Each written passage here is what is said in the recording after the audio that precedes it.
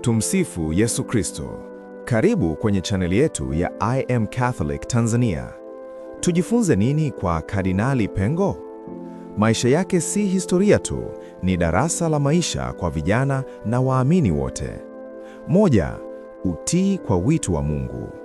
Akiwa kijana wa kawaida kutoka Mwazie, alikubali mwito wa kumtumikia Mungu. Somo: usiogope kuitikia wito wako, hata kama unaonekana mdogo au unatoka mazingira ya kawaida. 2.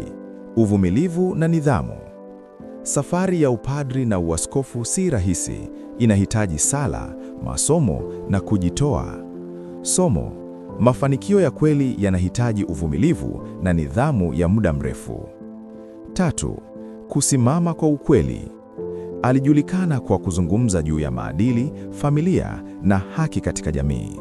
Somo: kiongozi wa kweli hasimami kimya pale ukweli unapohitajika kusemwa. 4. Unyenyekevu katika cheo. Hata alipoteuliwa kuwa kardinali mwaka 1998, aliendelea kuishi maisha ya unyenyekevu na huduma.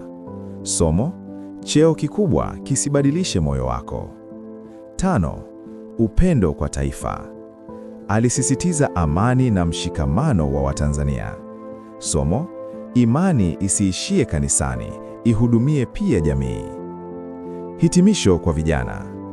Kutoka kijiji kidogo hadi Vatican, maisha yake yanatufundisha kwamba Mungu anaweza kukuinua popote ulipo, ikiwa tu utakuwa mwaminifu na mtiifu.